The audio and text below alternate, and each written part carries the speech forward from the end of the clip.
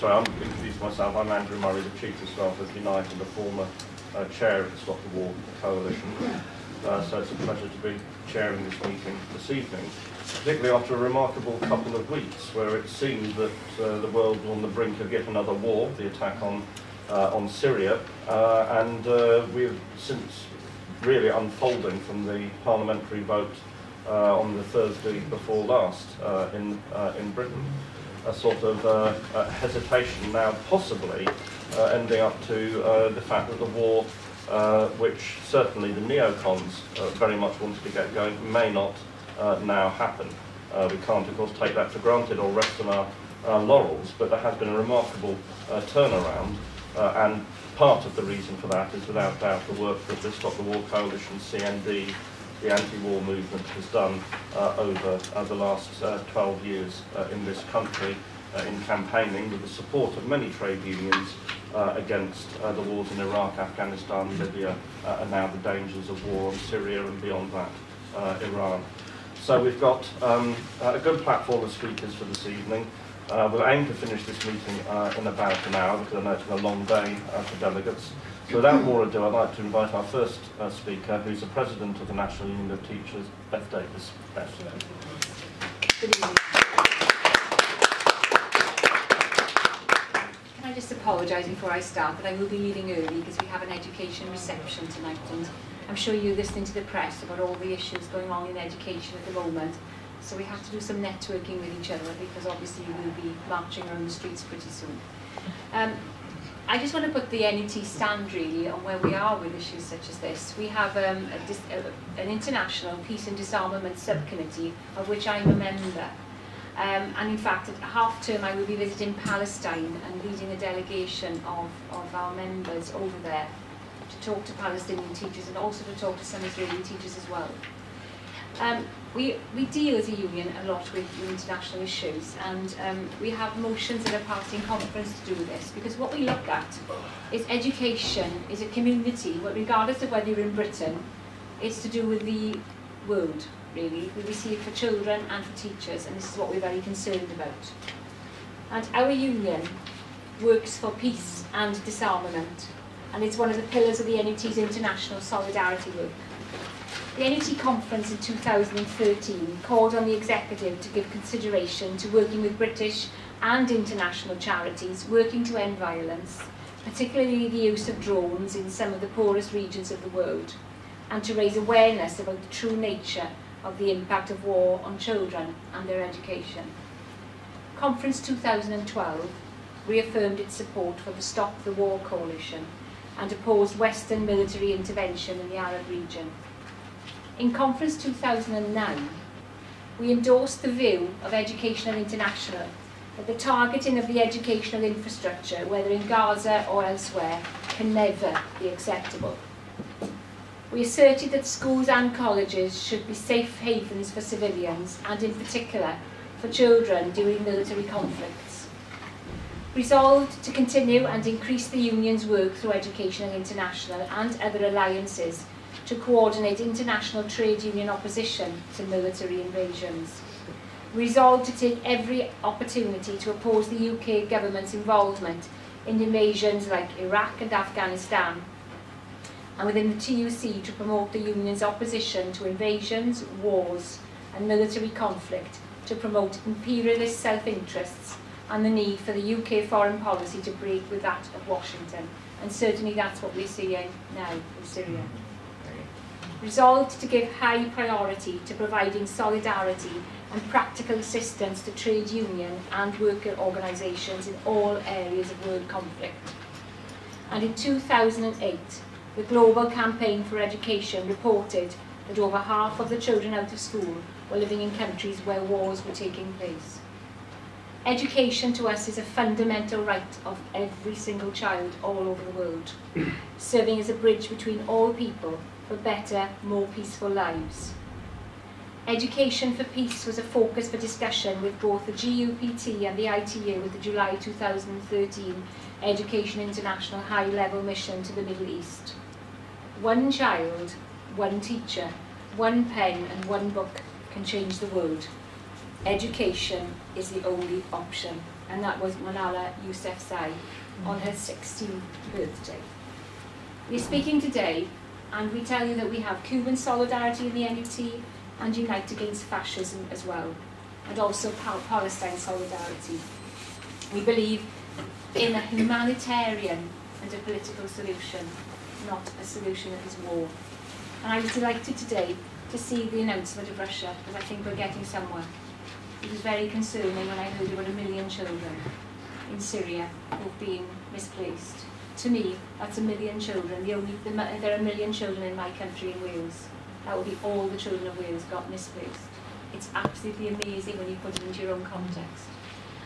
As a head teacher, I've had to deal with children whose fathers have been in the army and actually were in Iraq. And it's really difficult to talk to them about what war means when you're 10 years of age and you come into school crying because that morning you saw an attack on television, and although with the best will in the world, the mothers were trying to keep this away from them. It happens. Other children talk to them in the playground. They know what's going on. They're not stupid. They're 10 years of age. They're very wily in their ways.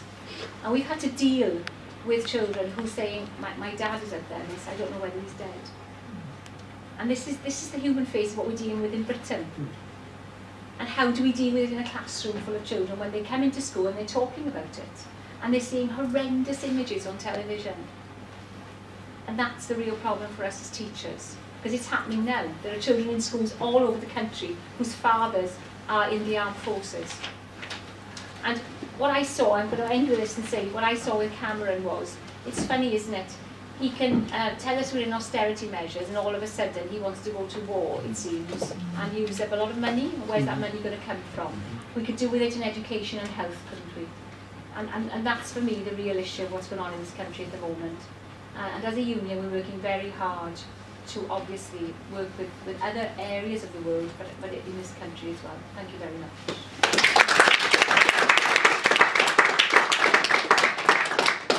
Thanks very much indeed, Beth. I should have said at the beginning that the General Council of the TUC has prepared a very strong statement of opposition to the war in Syria, which will be put for debate and hopefully almost unanimous adoption tomorrow. And that includes support for the anti-war movement and Stop the War Coalition, which I think is the first time the TUC has actually done that. So it's a sign of the changing opinion, strengthening opinion in our movement itself. Now, our next speaker... Okay, sorry, because Beth has to go, I was going to take obviously questions after the speakers. Are there any questions directly to Beth before she has to go quite soon? No? No. Okay, well thanks very much indeed. Thank you. Well, our next speaker is one of the leaders of the anti-war movement and has been for many years, General Secretary of CND, Hudson. Thanks very much indeed, Andrew. Before I talk about the question of Syria, I just want to extend the thanks of CND to Billy and to the CWU for moving Composite's resolution or motion number 2 yesterday, economic policy, which included the magic words, we support scrapping of trying to replace CWU and other supportive trade unions. With regard to Syria, I think in the last 2 weeks we've seen the breaking down of positions that were previously seen as sort of rock-solid certainties of British and international politics. Firstly, perhaps the certainty that the British Parliament would always vote for war, it would always back a Prime Minister who wanted to take us to war. We've seen the breakdown of that. Secondly, we've seen the breakdown of the assumption that Britain would always back a US war, the so-called special relationship where we would always pay the blood price. That has now been broken down too. And thirdly, we've seen the breakdown of our assumption that the US will always bomb first and think later. And I think those of us who watched President Obama on television making his statement in the Rose Garden, well, I think we should, but... And since then we've seen a whole number of reasons coming forward why America is delaying that decision to bomb Syria. And of course, what Beth was referring to, the announcement today that Syria will comply or agrees to support or go along with the Russian proposal about putting its chemical weapons under international control. I think that's something that President Obama has jumped on, and it may be that we never now see the attack that was supposed to take place on Syria. So that's a very, very significant change, both in British politics and in international politics too. We've seen all kinds of debate and analysis about why that shift has taken place. The declining role of the United States as a global power or global police person, to do with their economic decline. We've also seen the rise of a multipolar world, that different powers are coming to the fore based on the development of their economies, and of course also what Andrew referred to, the role of the anti-war movement globally and public opinion, and people not being prepared any longer just to condone wars and to back wars when we've seen the catastrophe that that kind of Western interventionism has led to. I think that, of course, we can't be on our resting on our laurels. We can't have an assumption that because there has been a setback for Western imperialism and the drive to war, that will not somehow be reversed. Over the past couple of weeks, we've seen numerous MPs and leading government figures saying that they actually think that we made a wrong decision, that we should reverse that. And of course, there are hawks in the US administration as well, and in the Senate and Congress, who want America to launch those attacks. So I think it's absolutely vital that we play our role in preventing a reversal of these positive developments. And I'm very pleased to say that here in the peace movement, the anti-war movement in Britain, we've been liaising very closely with colleagues in the anti-war movement in the United States. Just as a couple of examples, we, Stop the War and CND, have worked with Jeremy Corbyn MP to prepare an early day motion in Parliament calling on Congress to not heed the call to war, to oppose that war drive, and we're currently in the process of getting many signatories from MPs on that, and also working with the movement there to lobby in the US Congress. So there are positive things there. But just looking more widely, I think that whilst obviously we all welcome the call for the Syrians to give up their chemical weapons, I think it does bear scrutiny to look at what those states that are calling for that, in particular the US, the UK and France, what their own record is in terms of weapons of mass destruction. Not just to mention chemical weaponry, of course, but also to mention nuclear weapons as well, because they are the ultimate, most destructive form of weapon of mass destruction. The US, UK and France and Russia and China as well, of course, are all obliged under international law to give up their nuclear weapons, but they're not making any progress on this to date. So I think, and also the fact that they continue to condone Israeli possession of nuclear weapons. They turn a blind eye to that, which of course is one of the most destabilizing facts in the Middle East today. So I think that obviously, certainly we would be backing this call if the Syrian government is prepared to give up its weapons of mass destruction. That is absolutely vital, and it's something we all welcome and would want to see. But at the same time, we mustn't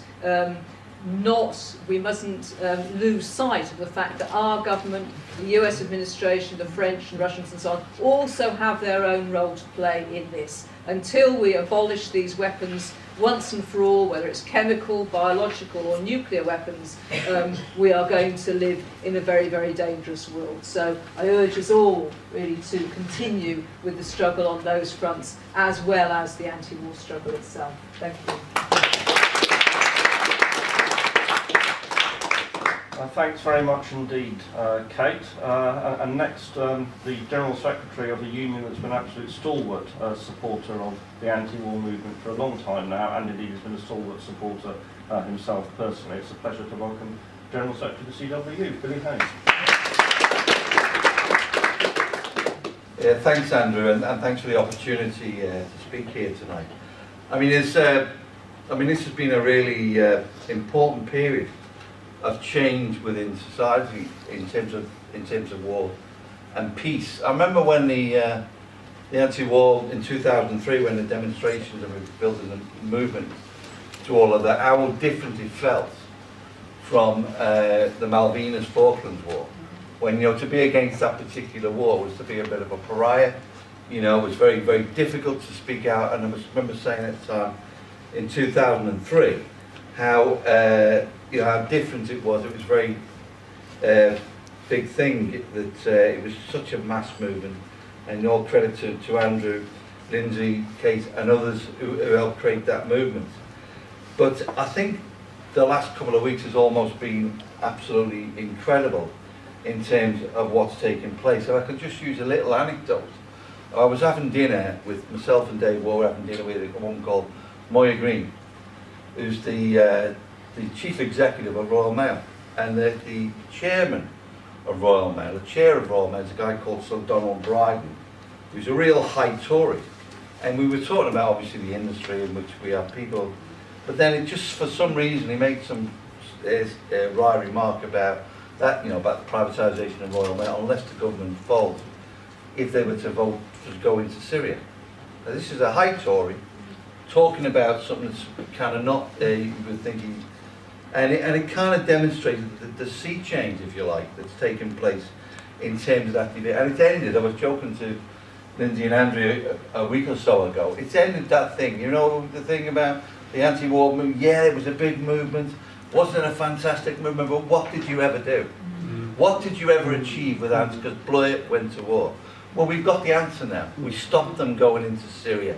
And that is absolutely a credit to the people that helped build the anti-war movement, a real big moment in the history of this country, and maybe even as big in some ways, or maybe as significant in some ways in terms of that Suez moment when Britain went into Egypt in '56. The end of empire, if you like, or the end of delusional. But when we look back in terms of Afghanistan, the countless dollars and pounds that's spent over 12 years, obviously uncountable number of people, and now we're in peace talks, as we always knew they would be, with the Taliban. And that was in Iraq. We've seen the great first social catastrophe of the 21st century, an important, you know, cradle of civilization in many, many ways. And then, of course, is the debacle that was Syria, the African state that, until fairly recently, had the highest standard of living on the continent, according to the UN development criteria. Today, it's the site of competing militias, destroyed infrastructure, and an oil industry that's producing a tenth of its pre-war output. So the impact of all these wars are clear, very clear for everybody to see. And yet the US, UK and the French government see nothing to prevent a further development in terms of their attacks in Syria. But we've had recent developments, of course, and I haven't really picked up the most recent developments in terms of the initiative of the Russian government. But that's all as a result of what we've done. And it's all against the so-called clever people. I don't know about you, but I don't know if you've watched Murphy or Ben Bradshaw and all them. Or they really can't, they feel, I have to say, they support what Miliband has done, but you can tell from their demeanour, and you can tell from what they're saying, and Alexandra, of course, as well. You can tell that they're not comfortable with what happened in terms of in Parliament that week. And I think that's a credit to what we've done in the anti-war movement, a credit to the work that Stop the War has done in trade unions in particular. And even today, after all those years of our union being affiliated to the anti-war movement and being participating, Steve from the GS office attended, you know what, I've never had, not one letter or irate comments about our stand on the anti-war movement. So I think that's particularly significant in terms of where we are. Of course, there's still those who want to continue with the, if you like, the foreign adventures of sort of dream of empire. But as Andrew said, how much more significant, just going back a little bit, in terms of what the debate, because I kind of came to GS in 2001, it was not long after that there was the invasion of Afghanistan, you know, and 9/11 was the week of the TUC, of course, and all that happened, and it was very, very attentive our involvement, both in Afghanistan and in the Stop the War movement, and then the debate that took place as Congress. I'm trying to remember before I got up, because I think we had to put an amendment in to the TUC General Council statement. Myself, the first speech I ever made at the TUC as the General Secretary of the CW was in support of that particular proposition. And then we have the two statements of the General Council of the TUC on the question of Iraq. And then you remember the nonsense, Brendan Barber, God rest, you know, God bless him. He hasn't gone anywhere, but I just remember the statement that he said, which was so weird, because we asked him on the General Council, Brendan, why didn't you participate in the march? Because we'd made the statement that he wouldn't participate because he thought it was a bit anti-government in terms of the demonstration and the march. And how did the TUC General Secretary miss being, even when we had, who was the Liberal, what was his name? Was it Paddy? Charles Kennedy. Charles Kennedy. We had Charles Kennedy on a platform, a Liberal no less, and we didn't have the General Secretary. He's got a knighthood. Yeah, we didn't have the General Secretary of the TUC. And how much, so we had those two statements in opposition to the war, and now we've got a statement, and all credit to Andrew, with aplomb, we got a couple of lines taken out about security, and it was just matter of fact. But I don't think we should underestimate it, presuming the statement will be carried, I'm pretty certain it will be. The move, the actual impact of what's taken place. You know, obviously it's in part as a result of, you know, we've got a new General Secretary, I think, doing a fantastic job. But I think, you know, we should not fail to, we should register the significance of what's being achieved. CND, Stop the War movement. We are now in a place as a trade union movement where, you know, it's accepted now that we should be against the intervention in Syria, and that's as a result of meetings like this, you know, in terms of what we've done. So I want to just say, you know, we've still got a lot of work to do. You know, there's still the warmongers in terms of wanting to intervene everywhere in the world. But I do really believe in the last few weeks we've seen a really significant change in terms, and that has been as a result of what people in this room have done and other people who joined those demonstrations. It seems like a long, long time ago now. You know, when next time somebody says, well, you never stopped the war in Iraq, we can now say we stopped the war in Syria. Thank you very much.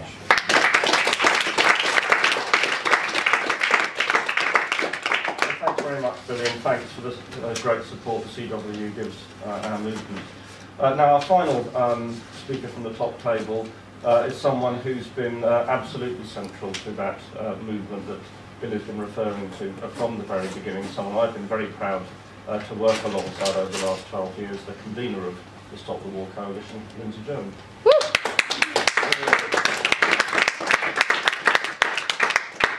Well, thank you very much, and thanks to everybody for all the support that the various unions represented here and the people, the delegates who've given so much support. And I think we, as the other speakers have said, I think we've had something of a victory over the last couple of weeks with the vote in Parliament. It's not often that we can say that. And so that in itself, I mean, I was absolutely astonished as I sat watching, because the BBC tell you it's all going to go the other way, and experience tells you it's all going to go the other way, and then it doesn't, so you have a brief period where you can't really take in what's happened, and then you have to write a press statement and things like that. So all of that, I think, is an absolutely marvellous thing. But I think we ought to think about two things, what it means. Firstly, it wasn't just the vote in Britain, and it shows when you have one vote like that, the impact it has on all the other countries. And France has now delayed until the UN inspectors report, that the Americans, it's absolutely clear that Obama was in huge problems he wasn't going to win a vote in both houses of Congress. He wasn't confident of winning a vote in either house of Congress. And that was at least partly because of the vote in Britain. It has a knock-on effect, they can't just do it. And we should remember what would have happened if that vote had been the other way. That same weekend, They were going to attack Syria with cruise missiles. They were going to use the bases in Cyprus and doing all those things in order to intervene in yet another Middle East country. And that would have already happened 2 weeks ago if that vote hadn't gone the way that it did. Last Friday, a BBC correspondent who was in Beirut, because they all got sent there last weekend, thinking it was all going to start this week as well, said to one of the people in our office, the intelligence we're getting is that this isn't just going to be a few cruise missile strikes, this is going to go on for weeks and weeks, and they are going to annex the southern part of Syria, which is largely controlled, bits of it are controlled by the opposition, which would have meant knocking out Hezbollah in Lebanon. It would have meant the war directly hitting Lebanon very, very hard. Now, the amazing thing is they weren't even able to achieve that. And of course, when we all know their predictions for war are always wrong. Absolutely every prediction they made out of Afghanistan, Iraq, Libya, everything was wildly optimistic in terms of the length of time and success and how few people were going to be killed. And we had all that from Cameron, that this war, I mean, we'd barely noticed this war according to Cameron. It was going to be over in a couple of days, hardly anybody would be killed apart from the baddies that they're able to target, you know, absolutely specifically. They were talking in those kind of terms. It's not about regime change, it's not about taking one side in the civil war, it's not about any of these things. What a load of rubbish. It was about all of those, and as they made the case for war, they had to make it a much stronger case. They had to say this isn't just about a punishment strike, as if it's, you know, you're still at Eton and this is how you behave to people you don't like in other parts of the world. They made it absolutely clear this was going to be a very big war. Now, what has stopped them in their tracks? Well, there's a whole range of things that have stopped them in their tracks.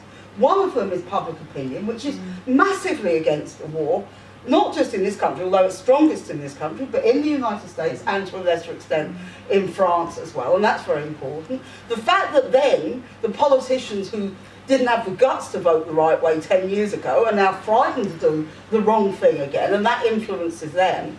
But of course it then means that it makes America, which is already a declining empire, it makes it much tougher for it to just carry on and do this without actually having to pay some attention to various people in other countries who don't agree with it. And the G20 was a sign of that. You know, they get an absolute majority, 11 countries out of 20 who sign up for an attack. But of course they don't get some very big countries. They don't get China, they don't get Russia, they don't get Brazil, they don't get Argentina. Actually, they didn't get Germany, because Germany has an election this month and it would have been very unpopular to do it. So they have a real problem there. And then what happened yesterday, I think we can take maybe a little bit of credit for this, because we went and had a demonstration when John Kerry was doing his press conference in London, only about 30 of us, 8:30 in the morning, and we're all saying, oh well, Kerry will have gone in an hour ago, like, I don't know if anyone's been on these sort of protests, but you know, they're kind of slightly, when can we go and get a cup of coffee type of thing. And suddenly we see this motorcade of people, you know, with all the police outriders and all these, you know, there's always 6 cars that you don't know which one Kerry's in. So we all charged at amazingly, the police didn't seem to have any security there. And so we all charged at it, and Chris Nyland got caught by a policewoman who grabbed him around the waist, which must have been quite some doing, one of our colleagues in Stop the War.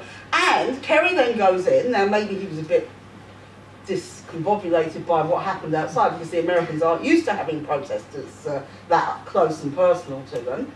And what then happens, he's asked this question: what would you do if Assad says he's going to give up his weapons? And he said, well, if he says he's going to give up his weapons in a week, then of course we won't attack him. I mean, what a stupid thing for a secretary. I mean, you do feel these people can't really manage American decline very well. You know, they're not really very good at dealing with it. So, of course, the Russians, a few hours later, say, what a good idea, let's have a peace plan which says they will hand over their weapons to international control. So that's actually the latest where we are. And Cameron and Obama have both had to say, well, we don't trust them really, but we have to at least go along with it. That's where we are now. Now, who knows what's going to happen in the next few weeks? And we shouldn't be under any illusions over a number of things. What they're trying to do is what they did to Iraq in the 1990s, which is to really police the country, and in a much more difficult circumstance, because Iraq wasn't in a civil war in the way that Syria is. already Obama has said there won't be a vote in Congress tomorrow, that is indefinitely postponed. Now, all of this means it makes it much, much harder. I mean, Obama may be very happy temporarily that the vote is postponed, but it doesn't help him in the longer term when America wants to intervene as it does. And you know, we need to understand what is changing really over this thing, because people are not convinced about the need to go for war. And when they hear the usual excuses, this is about chemical weapons. I'm totally against chemical weapons, whoever uses them. I think they should be banned. They're supposed to be banned. But the truth of the matter is, the United States has used depleted uranium, white phosphorus. The Israelis have used white phosphorus in Gaza. The United States used it in Fallujah. They used napalm and Agent Orange. None of these are classified as chemical weapons in the bizarre world of international politics. But the hypocrisy of people who now say this is a cause for war. You look at the humanitarian question. There is a terrible humanitarian disaster in Syria. Although, by the way, it isn't the worst humanitarian disaster of the 21st century. That still is with Iraq, and that was the doing of the United States and Britain. That's just a fact when you look at the figures. But there is a terrible humanitarian disaster. But what people know is that more war and more bombing will mean more refugees, more dead people, more injured people, more kids who can't deal with any of these things. That is what so many people know they cannot get away from this. And this is the difficulty that they now have. Now, I think for all of us, we don't want to see a war continue. We don't want to see people hurt and killed and all the things that are happening to people in Syria. But we have to understand that the concerns of our government and the United States are not primarily humanitarian concerns. They are concerns of strategic power, control of the region, and this is about a much bigger war. It's about Saudi Arabia versus Iran, it's about Israel, it's about all these different things in the region, and we have to be aware that that is what it's about, and that's why we oppose it as well. And just to conclude, Billy has said some very kind things, all the speakers have said some very kind things. I think it does show the importance of protest. And when people say, you know, protest isn't an instant response thing. I mean, it's nice when it is, occasionally it's an instant response thing, but usually it's a process where you keep campaigning, you keep doing things, and you change people's minds. And that's what we've done. We've changed people's minds by demonstrating, by arguing, by discussing, by getting it through hundreds and hundreds of union branches, most of the national unions, now the TUC, all of these things. This is how you begin to transform things. And I think it's very, very important that we understand the importance of that process, of the role of protest. And in my opinion, we have to continue this, not just over Syria, but I'm absolutely fed up with Tony Blair. I mean, how can you have, talk about degrading, how can you degrade the word peace by having him as the peace envoy in the Middle East? Or actually Obama, who has a Nobel Peace Prize. You know, how can this be so degraded? And Blair is still banging the drum for war.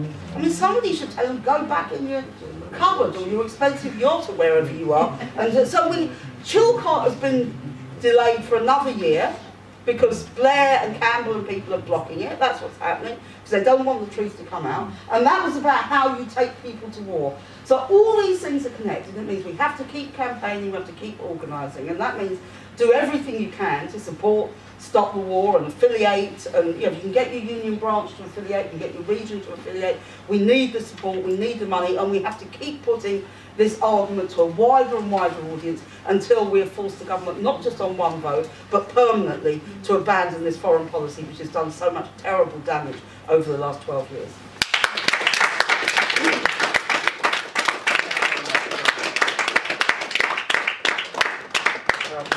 Now we've got a little time for questions or contributions. Please keep them brief, as you probably don't want to go on for more than another quarter hour or so. Okay, I'll start over here. I suspect that the whole thing started because Assad had very little control over his security forces, which is why they were shooting civilians, demonstrators. And is there a possibility of learning a way to stop the war before it started, to actually prevent conflict happening rather than try and do conflict resolution afterwards? You have looked at this a long time ago, but failed to come to a conclusion. Yeah. Yeah, I'll keep it brief as possible. I have to say, I'm personally playing devil's advocate. I'm 50-50 on Syria intervention. Now, I understand all the arguments why we shouldn't go into war. I know it's hypocrisy on chemical weapons. I know it's hypocrisy when we say we care about civilian deaths and stabilising the region. We've done more to do any of that, to harm any of that than anybody else. But I want to talk about the responsibility to protect. Now, I understand that's a phrase that's been misused before in the past, but I've always thought of it in the way that after Somalia in 1991, nobody wanted to act in Rwanda and the genocide happened. Now, I'm not saying the same thing will happen in Syria, but what I am saying is that this does seem to be polarised by a debate on Iraq. So, do you think that as a Western nation we have the responsibility to protect, or do you think that's something that does not belong in the modern world? Anita. Yeah, very much. I need to help in NUJ on the point of being right in the street on the General Council at the same time as Billy was talking about the statements, and we had a special General Council meeting as well, if I remember. But to expand a bit on Brendan Barber's rationale for not accepting Andrew's invitation to speak on the platform in February, because we had a sufficiently clear position on the General Council and from Congress, it was suggested by somebody that as our General Secretary he ought to speak. And somebody else, and I think it might be better to say they were named, not to name them, but they had a pretty large union that they were General Secretary. I said, well, surely, I mean, you know, an invitation to speak is a personal invitation. It's Brendan's individual decision. So one other thing I think has changed, which is quite clear this week, is that Frances O'Grady has a much better awareness of her responsibility to speak for the collective of the TUC, and I think that is probably important. To say, I agree with those people who said, I doubt that there will be opposition to the statement. There will certainly be one or two people who might flex their muscle because we have members in the forces and they have to protect it, or whatever. I mean, I hope it's a very clear position that will be taken. And finally, and this is a commercial, yes, but without papers like the Morning Star and other alternative papers as a mobiliser, and Lindsey in the past 2-3 weeks was writing in the paper, and that's how we got, I'm sure, a number of people waiting for Kerry and so on. So I think that is also important. So if you have news about Stop the War, there are different, I mean, of course there's a social media, but there are also different ways of getting that information out. Thanks. Yeah, thank you very much. After the gas attacks on the 21st of August, between that time and the vote in Parliament on the 29th of August, there was a barrage of propaganda in all the media, and the focus was, there were just two suspects. It was either the Assad regime or the rebels. Could the panel expand on the generality of false flag attacks, and could they comment on the many accusations that were made in the foreign media that the 21st of August gas attacks was in fact a false flag operation? The vote in the TUC General Conference tomorrow, as you say, is a testament to all the incredible work that's been put in unions and on campuses and up and down the country in 100 different ways over the past 10-12 years. I was hoping the speakers could, from their relative areas of expertise, just say a little bit about what they want this vote to mean moving forwards. I mean, hopefully it will be a pretty fundamental change to the terrain of British politics. It seems like the most natural affiliation in the world to me, given the incredible cost of war falls disproportionately, as always, on the working class on both sides of the border. So what can we expect to see in terms of a qualitative change, perhaps to the activity of Stop the War? What's it going to mean for the future of the coalition and the TUC itself? Yeah, I just wanted to talk or put the point briefly about sort of what we can do, what the West can do, and what Britain can do. It kind of ties into what the comrade at the back said, in that I think, you know, the debate obviously has been framed by Iraq in a lot of ways, and you know, we rightly say to look at the disaster of Iraq and not to repeat that mistakes, and then sort of kind of liberal journalists say, oh, well, this isn't going to be like Iraq, and that's the thing that's always repeated. And then the other question that is sort of directed, particularly at the anti-war movement, or the way this is always posed is, oh, well, do you want to do nothing? And if you look at the latest opinion polls, there's an overwhelming opposition to a military intervention in Syria, but there's actually overwhelming support for sort of genuine humanitarian aid to what is a absolutely catastrophic situation as well. And I think when we're talking about what can we do, I mean, you know, the racist immigration policies of this country, that we could make it easier for Syrian refugees to enter here for the, you know, for one thing, and we could provide genuine aid that doesn't come that doesn't come from a cruise missile. So I think that's something that we need to kind of talk about a little bit more, and so that when we're talking about what we can do, there's plenty we can do, and we don't need to get to a conversation about bombs for quite a long time before we've done those things. Tamsin? Yeah, I just wanted to add something to what Mike was saying. I think it's quite important that we understand how the British state is viewed around the world, and what the reality of the British state is. And it's not an entity that exists to protect civilians, not an entity that exists to protect civilians in this country, and it's not an entity that exists to protect civilians around the world. We have to look at the death toll of what intervention has actually meant. 1 million Iraqis have died, according to the Johns Hopkins University. I don't know the figures for the Afghans, because no one really counts the Afghans properly. They don't count as dead, but it's probably at least 250,000. And 50,000 Libyans were killed in the blanket bombing of Tripoli and Libya, and that was another humanitarian intervention, so-called. It's also wrong to say that intervention helps refugees, because as soon as the news of US bombing was heard, the number of refugees in Syria went up by 6 times. So there's 6 times the number of refugees in Syria than there were before we even mentioned this humanitarian intervention. And finally, I think we have to face the reality that the British state has created and propped up and supported dictators like Assad. We're the ones that have quite probably sold him the ingredients for the hideous chemical weapons that he's possibly using on people. There's been a massive arms fair in London this week where the Israelis are there selling battle-tested weapons, where every single disgusting dictator in the world has been invited, from Karimov in Uzbekistan to the Bahrainis. So really, we're not in a position to be either preaching to other people about humanity or intervening in other people's countries. So. Yeah, just the last two. Yeah, Tony Staunton Unite. Following on from that, because I think Lindsey's absolutely right, that if you look at intervention, it simply means a lot more killing than is actually going on at the moment, and Iraq is testament to that in itself. But I think that it's really quite important for us in making statements to recognise the other side, that is, this whole process does involve revolutions across the Middle East and across the Arab world, that Egypt right the way through to Libya and indeed Syria itself. There were progressive forces and have been quite major uprisings seeking to actually change and topple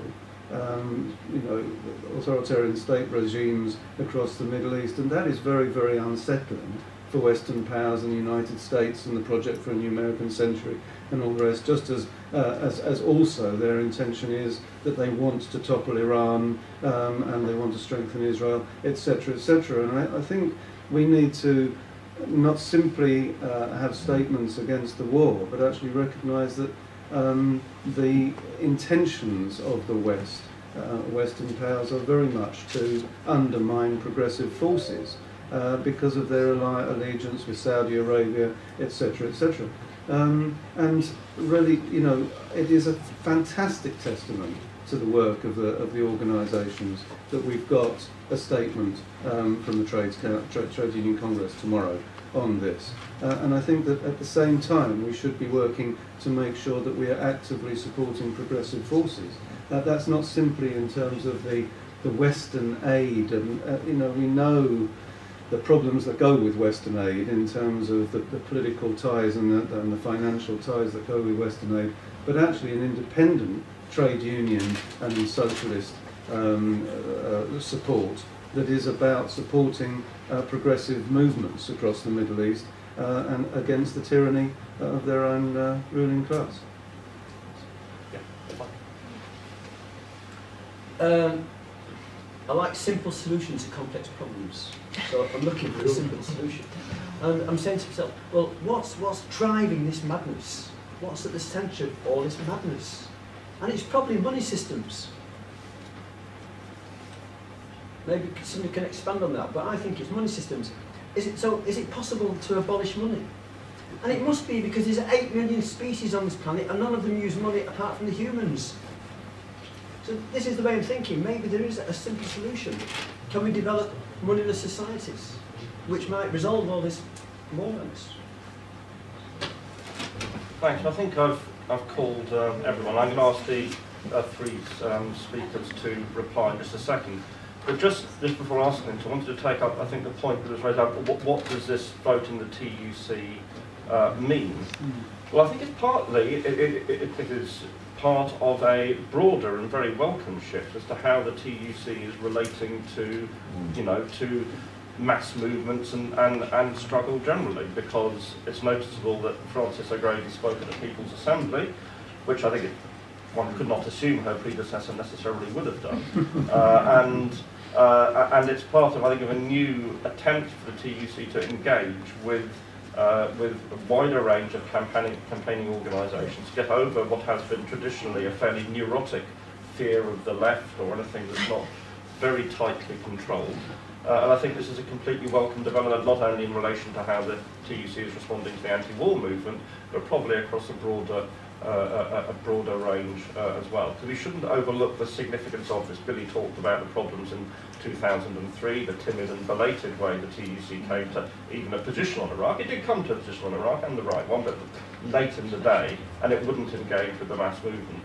Also the fact that the Labour Party supported the Falklands War, the first Gulf War, the second Gulf War, the Afghan War, the Iraq War, the Libyan War, in fact everyone till this one. Now, I mean, it's legitimate to say, had Labour been in government, what would it have done? That's a speculative question, but the fact is, the ground is shifting across the Labour movement, still the most powerful social organisation in society, the Labour movement, and I think that is a tremendously significant development which we all have to build on. So with that, I'd like to ask our speakers to come back. First of all, Kate. Thanks very much. That's a very interesting discussion.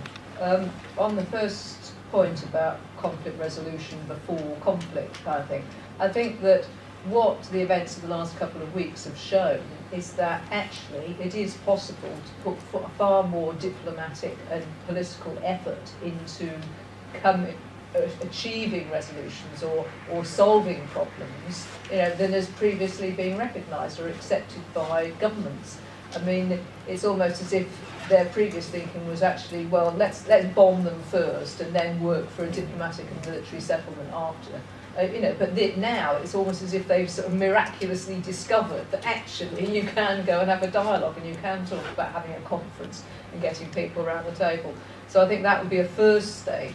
I mean, what you're talking about sort of comes sort of pre that, and I think that would require an enormous cultural shift, in our ministries and in society as a whole. But I certainly, hope that this sort of new trajectory is going to go in that direction, because it would save an enormous number of lives, apart from anything else. On the point that the comrade raised at the back about sort of the responsibility to protect, I was struck by the point you said as, don't we have a responsibility to protect as Western powers?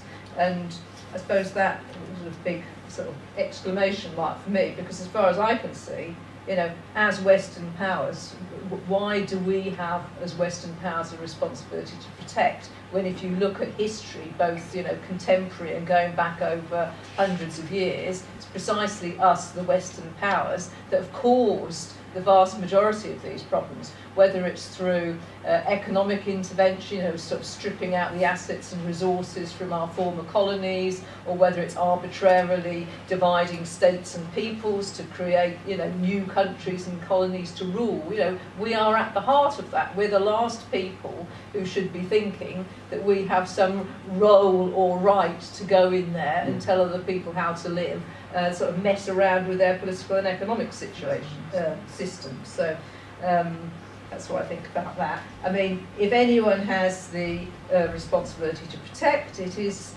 perhaps the United Nations under the framework of international law. You know, but we are well known in the West for completely trampling on international law and operating against it, and also disregarding the decisions of the United Nations and failing, you know, for years on end, decades on end, to comply with UN resolutions to bring about peaceful settlements in different parts of the world. So that's what I think about that. On the Morning Star, I would like to pay tribute to the work and the role of the Morning Star, certainly anti-war, but also in opposing nuclear weapons. I think it's absolutely second to none in its opposition to Trident, and I'm very, very grateful. CND is very appreciative of its role in that regard. False flag operations, I have no way of knowing what false flag operations happen at any particular time, but I certainly recognise that they do take place. And it's notable how sort of 10 or 20 years after some situation or attack or something like that has taken place, it comes out that actually it was perpetrated by a particular side in order to trigger a reaction or an intervention on their behalf, you know, even though it means sort of killing their own people. So I have no knowledge in specifics about this, but I think that does happen, and we shouldn't rule it out, and we shouldn't sort of describe it as a conspiracy theory if people do raise that as a concern.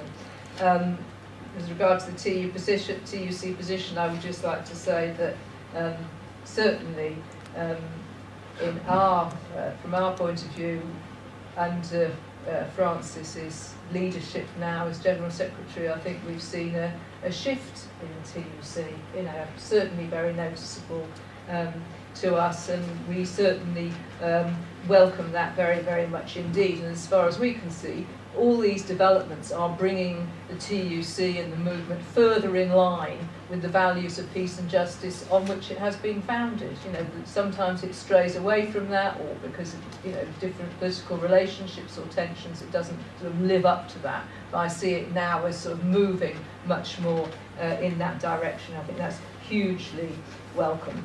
And just finally to say, with regard to the question of humanitarian aid, I'm certainly not opposed to humanitarian aid, but it has to be with no strings attached. That is the absolute fundamental issue.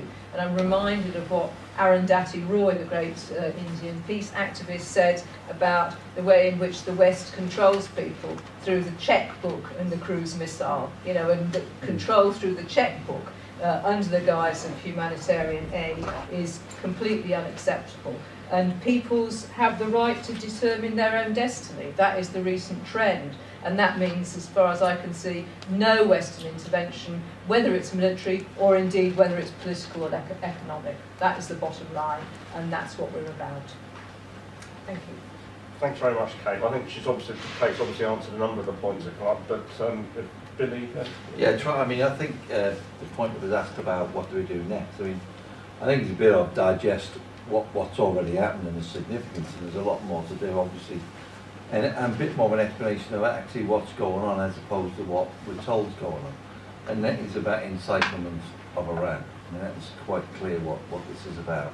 And it's not, I get all the news channels, and I flick through them all. I mean, RT, just watching Russian television on what's happening. You know, all these kind of news channels come with a tiny bit of a health warning, but just, you know, just watching that TV channel and you're getting a completely different perspective, notwithstanding the fact that we get a fantastic coverage in the Morning Star, which is well there to read. So, no, but you know, and you know, I say that jokingly, but I think it's a fact. The Morning Star has been out there when others weren't, notwithstanding some of the other papers, particularly the Daily Mirror in 2003. But can I, this thing about humanitarian intervention, you mentioned, I'll tell you, one of the channels I watch is Fox News. It's a bizarre channel, right? But this just one night I was watching about Syria, and he had a colonel on who was in the Operation Black, what became known as Black Hawk Down, right? And the intervention in Mogadishu when they tried to arrest two rebel leaders, and it became a debacle, and Clinton, as a result of that particular incident, pulled out of that. And this colonel, so this is a colonel in the American Army, said there's no such thing as humanitarian intervention.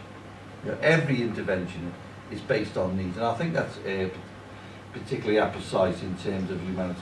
Our heart goes out when we see the suffering, but I don't remember, and BBC in particular, I don't remember amazing amounts of coverage of all the people who were killed in Cairo. I don't remember, and so I think we have to realise there's a bit of a news agenda here that we maybe need to look at in terms of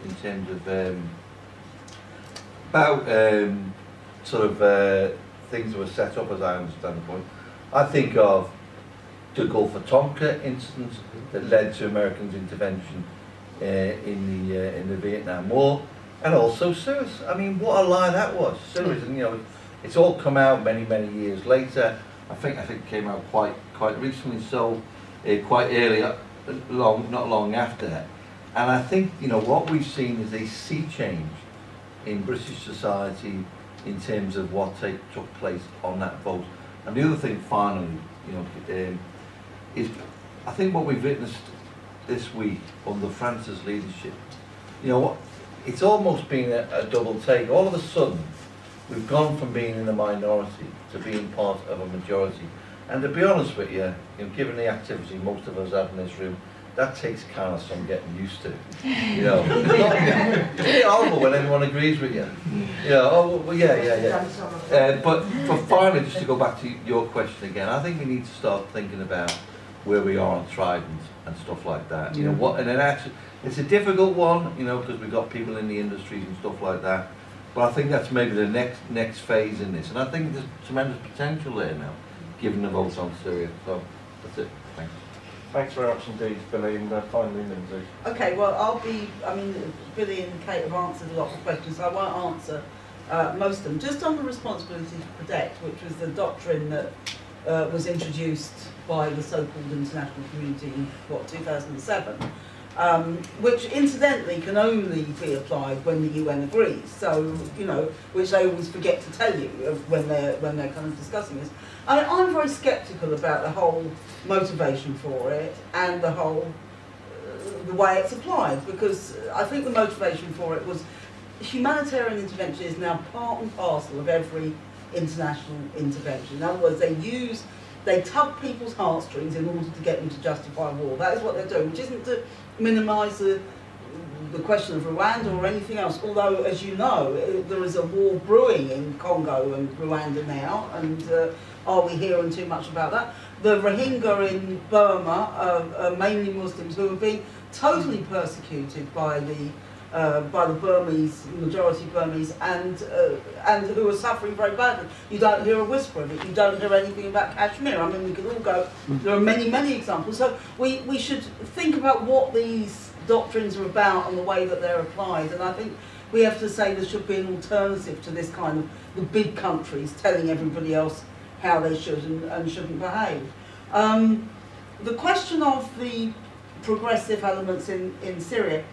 I mean, I don't really see this as that the opposition, whatever you want to call them, are mainly progressive. I simply don't see it. I think that it is a civil war. I'm sure there are very decent people. I guess there's very decent people on both sides, to tell the truth, because some people have various reasons to back Assad. I mean, for example, the Christians, because they fear the alternative. And so I'm sure there's decent people on each side, but I think the scope, as always with wars, the scope for kind of civil society, for trade unions, for progressive causes, has shrunk massively. I mean, I'm not saying it was great in Syria, it wasn't before all this, but it's shrunk massively as a result of the war, and therefore I think it's very, very difficult. I think the same actually is happening in Egypt. I think that what is going on, first they came from the Brotherhood, now they're arresting all sorts of other people, and this is, you know, you can see what's going on here. So, yes, of course, I think we all agree we want to support,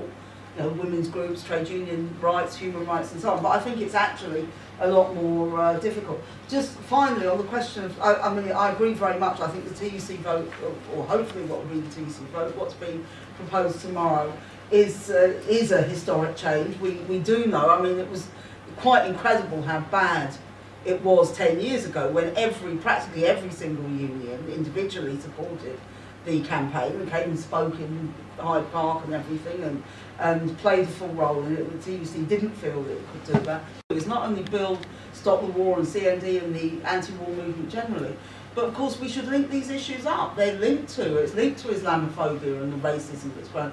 It's linked to austerity, that they find all this money for war and they haven't got any money. Do support what we're doing and do recognise, as I think the trade union movement generally does, that these are connected issues and that we cannot have a decent equal society if we're the policemen of the world, as David Cameron would like us to be. Right, thanks very much. Thanks to Gillian and Kate and to Beth who's gone. Off the wall, please make sure you join and support the movement going forward, as we will still be needed. Thank you.